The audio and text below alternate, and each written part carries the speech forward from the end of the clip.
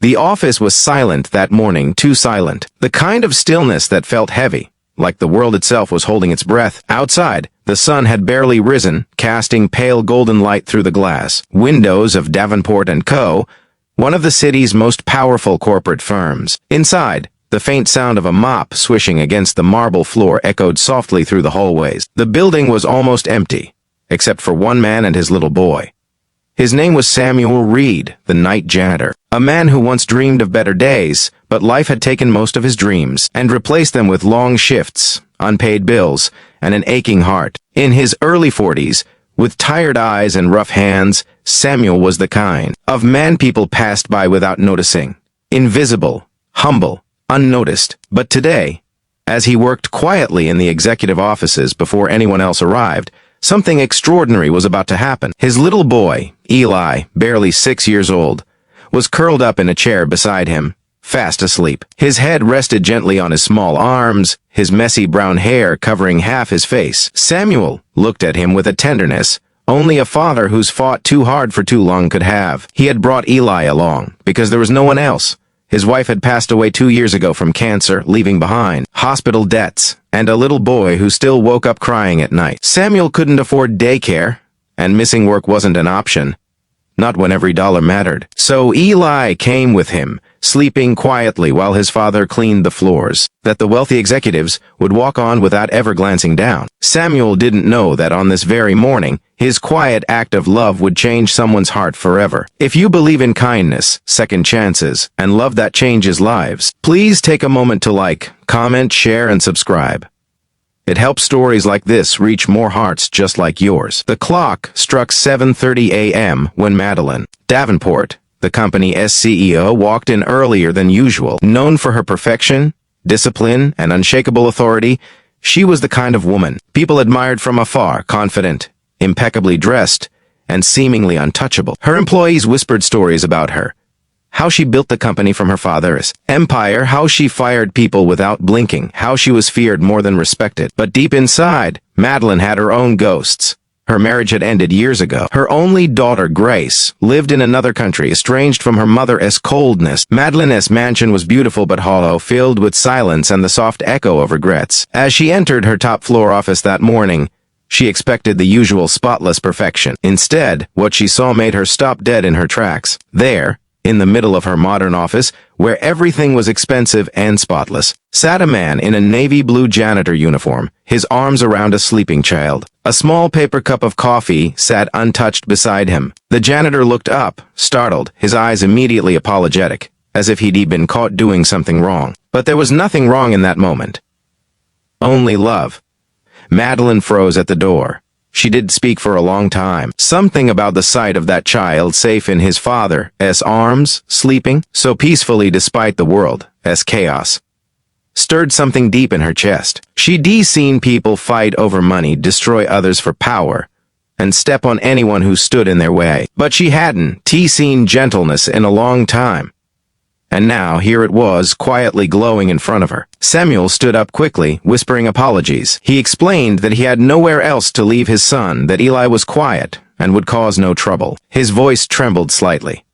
Not from guilt, but from the fear of losing the only job keeping food on their table. Madeline did say a word. She only nodded, her expression unreadable, and left the room. But all day, she couldn't shake that image from her mind. The father's arms. The boy's peaceful face, that tiny act of care in a world that had forgotten what it meant to care. Later that week, Samuel continued bringing Eli, always hiding him in a corner of the janitor's closet where the boy would draw or nap. One day, Madeline walked past and saw little Eli sitting on the floor drawing with crayons on an old piece of cardboard. He had drawn a tall building with shiny windows, and next to it, a man holding a boy's hand. On top, in shaky letters, it said, "My daddy's work."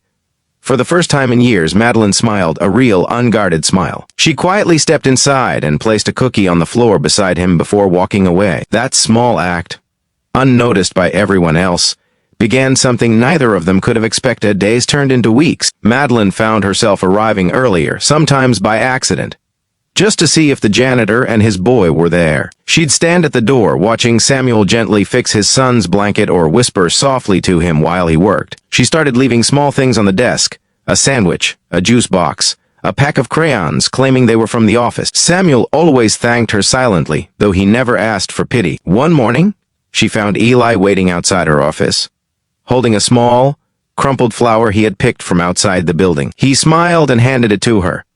"For you," he said simply. That was the first time Madeline's eyes filled with tears in years. She knelt down, thanked him softly, and from that moment on, something within her heart began to thaw. As weeks passed, Madeline learned more about Samuel, his wife's passing, the endless struggle to balance survival and fatherhood, the nights he spent cleaning empty halls while the world slept. He never complained, never asked for help, and never let his pain define him. He was humble yet strong, the kind of strength that didn't shout but quietly endured.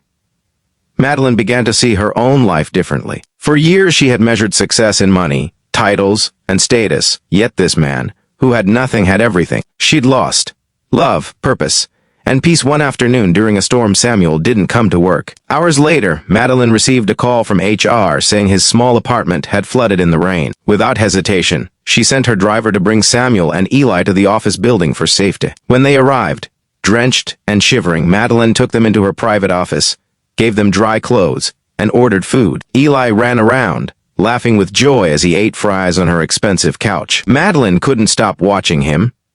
His laughter filled the space like sunlight after a long, dark winter. For the first time, her office, once a symbol of control and isolation, felt alive. In that moment, Madeline realized something profound. True wealth isn't measured by what you have, but by what you give. The next morning, she made a decision that would change all their lives. She offered Samuel a full-time position managing office maintenance with double pay and benefits. More than that, she arranged a scholarship for Eli at a nearby school her company sponsored. Samuel was speechless. His eyes filled with tears, and for the first time, he allowed himself to cry, not out of sadness, but out of relief. Months passed, and the office had changed. Madeline, once distant and feared, now smiled often. She'd kneel beside Eli's small desk when he visited after school, helping him with his homework. The employees who once whispered about their cold boss now spoke of her kindness, her generosity. The woman who once built walls around her heart had let them fall. All because of a little boy's innocence and a father's quiet love. One evening, after everyone had left, Madeline sat in her office alone, watching the city lights. Samuel came to say goodnight. Beside him was Eli, now wide awake, holding a small drawing. He handed it to her shyly. It was another picture. This time, it showed 3 people, a man, a woman, and a boy standing together beneath a bright sun. Above it, he had written in his uneven handwriting, "My family." Madeline's hands trembled as she looked at the drawing. Something deep inside her broke open. The loneliness, the years of cold success, the emptiness she'd built around herself, all melted in that single moment. She looked at Samuel, then at the little boy who had unknowingly healed her heart. For the first time in years, she whispered, "Thank you." And though those 2 words were small, they carried the weight of a lifetime's worth of change. That night, as she walked out of her office, she glanced one last time at Samuel and Eli, the janitor and his little boy, the 2 souls who had reminded her that love, kindness, and humanity could still exist even in the coldest places. Outside, the storm had passed. The city glowed softly under the streetlights. And somewhere in that quiet night, Madeline Davenport smiled to herself, a real, unguarded smile, knowing she'd never be the same again. If this story touched your heart, please like, share, and subscribe. Your support helps us bring more real, emotional stories to life. Before you go, tell us in the comments what part of this story moved you the most, because sometimes it only takes one small act of love to change a heart forever.